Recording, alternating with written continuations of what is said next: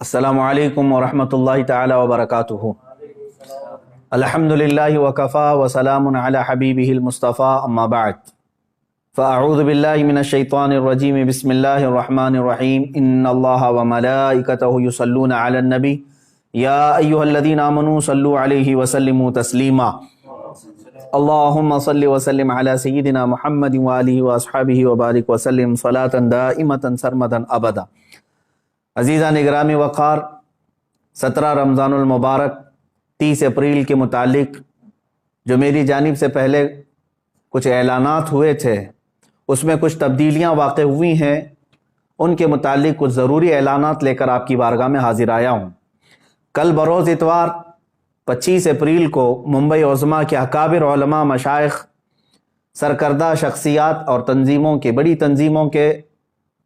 سرپرست حضرات کی ایک خصوصی میٹنگ منعقد ہوئی۔ اسی طرح شمال ہند کے اور دلی کے موقر علماء کی مشاورتی میٹنگ ہوئی۔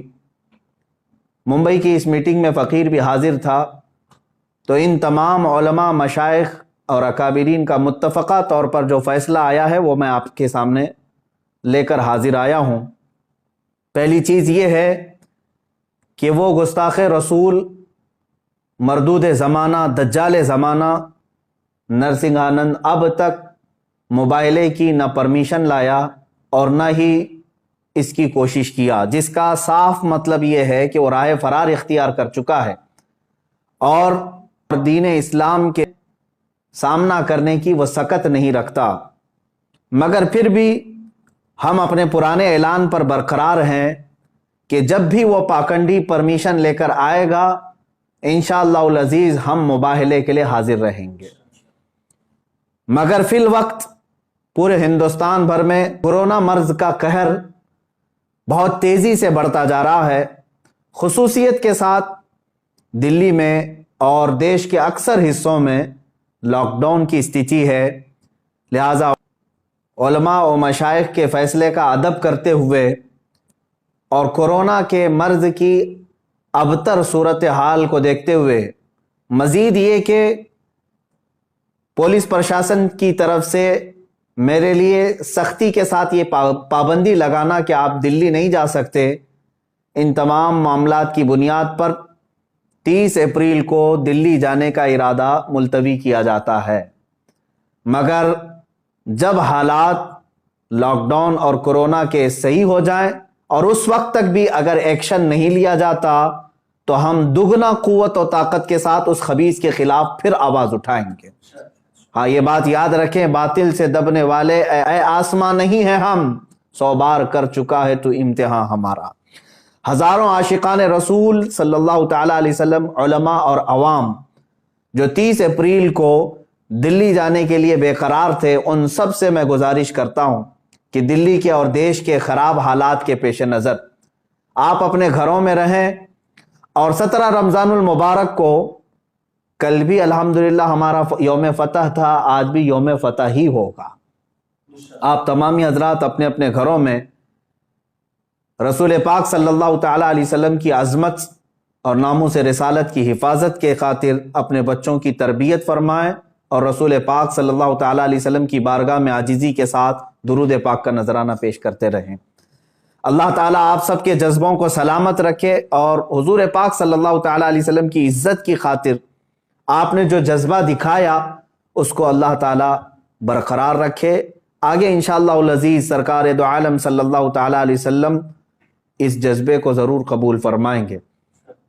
دوسرا اعلان عوام اور نوجوانان اہل سنت کے لیے یہ ہے کہ جس طرح میں نے پچھلے اعلان میں یہ کہا تھا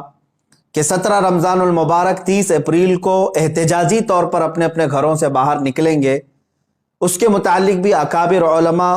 سرکردہ شخصیات کا یہ فیصلہ آیا ہے۔ چونکہ ہندوستان بھر میں کورونا مرض جس شدت سے بڑھ رہا ہے، تقریباً دن میں 3.5 لاکھ مریضوں کی تعداد، اور اس میں بھی اضافہ ہوتا جا رہا ہے، اور پھر حالات یہ بھی کہ اس کو کنٹرول کرنے میں ہماری حکومت کی ناکامی پر پوری دنیا بھر میں اس پر جو مذمت ہو رہی ہے، تو علماء اور مشائخ کا یہ فیصلہ آیا ہے کہ ابھی اگر آپ 30 تاریخ کو احتجاجی طور پر اپنے گھروں سے باہر نکلتے ہیں تو کورونا اور پھیلانے کے معاملات یہ سب آپ کے سروں پر پھوڑ نہ دیا جائے، اس کا ذمہ دار آپ سب کو نہ قرار دیا جائے، جس کے لیے میڈیا بھی پورا تیار بیٹھا ہوا ہے۔ لہٰذا 30 اپریل کو یہ احتجاج بھی ملتوی کیا جاتا ہے، مگر اے نوجوانوں یاد رکھو، ہم نے صرف احتجاج کو ملتوی کیا ہے،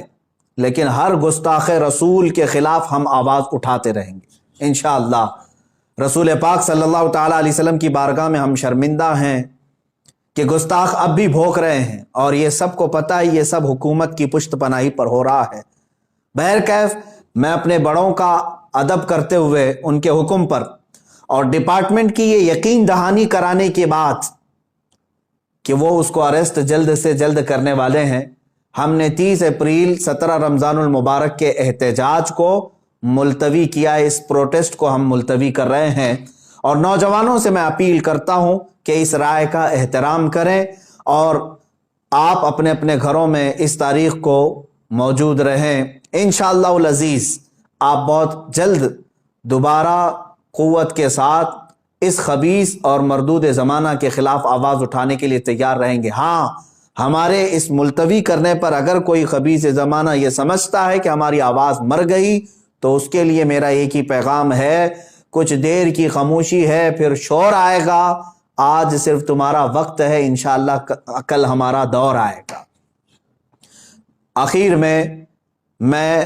ان تمام علماء، مشائخ، سادات، حجاج کرام، خواتین اسلام، خصوصیت کے ساتھ علماء نیپال اور تنظیم علماء چھتیس گڑھ،